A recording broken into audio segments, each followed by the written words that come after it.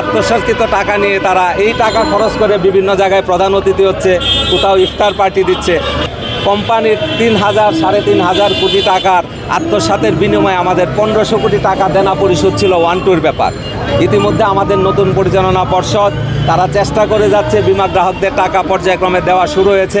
গত 2 মাসে প্রায় আমরা 150-200 কোটি টাকা দিয়েছি। আমার পরিচয় হলো, আমি এখানে জয়েন করেছি 2 মাস হলো। আমি মোহাম্মদ শহীদুল ইসলাম, আমি কোম্পানির সিইও হিসাবে দায়িত্ব পালন করছি।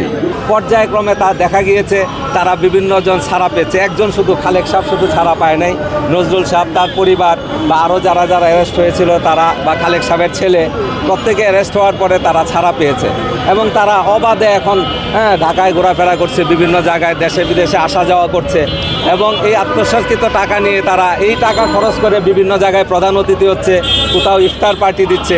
কিন্তু আমাদের বিমা গ্রাহক এবং ইতিমধ্যেই কোম্পানির প্রায় 1000-1200 স্টাফ আমাদেরকে বাদ দিতে হয়েছে আর্থিক অসঙ্গতির কারণে।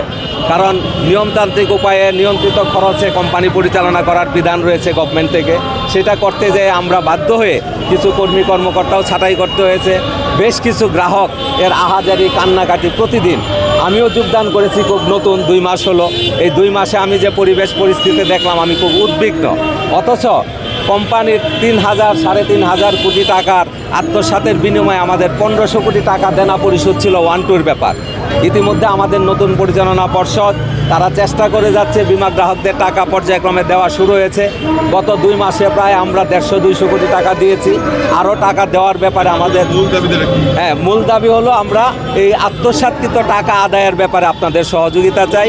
আপনাদের ইলেকট্রনিক মিডিয়া এবং প্রিন্ট মিডিয়ায় প্রকাশের মাধ্যমে যেন আইন প্রয়োগকারী সংস্থাগুলো এটাকে আস্থাশীল মনে করে তাদেরকে জামিন দেওয়া বা তাদের সাথে আতাত করা, এই করা থেকে যাতে বঞ্চিত থাকে এবং তারা টাকা আত্মসাতের ক্ষেত্রে আমাদের যারা নিয়ন্ত্রণকারী সংস্থা, অর্থ মন্ত্রণালয় বা আমরা আইডিআর, আমাদের জয়েন্ট স্টক কোম্পানি, আমাদের হলো সিকিউরিটি এক্সচেঞ্জ, তারা আছেন, তাদের সবার সহযোগিতা চেয়েছি।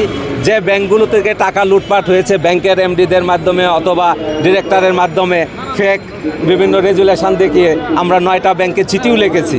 এই লেখাগুলো এবং আমাদের যে ইচ্ছা, আমাদের যে চেষ্টা, এই চেষ্টাগুলোকে আরও ফলপ্রসূ করার জন্যই আপনাদের শরণাপন্ন হওয়া এবং আছে মানববন্ধন। এবং আত্মসাৎকারীদের সম্পদ বাজেয়াপ্ত। আগের কমিটিতে কি পদে ছিলেন? তা আমার পরিচয় হলো, আমি এখানে জয়েন করেছি 2 মাস হলো। আমি মোহাম্মদ শহীদুল ইসলাম, আমি কোম্পানির সিইও হিসাবে দায়িত্ব পালন করছি। পাশাপাশি আমরা যাদের অবস্থান নিয়ে আজকে আমাদের মানববন্ধন, সেটা হলো খালেক সাহেব, উনিও এক সময় কোম্পানির বোর্ড অডিট কমিটির চেয়ারম্যান ছিলেন।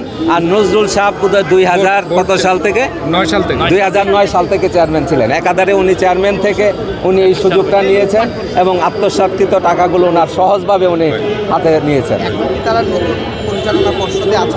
না, এখন তারা পরিচালনা পর্ষদে নাই, তারা অনেক আগের পরিচালনা পর্ষদ। গ্রাহকরা 1500 কোটি টাকার উপরে পাবে এখন। 3200 কোটি টাকার উপরে, 3200 কোটি টাকার।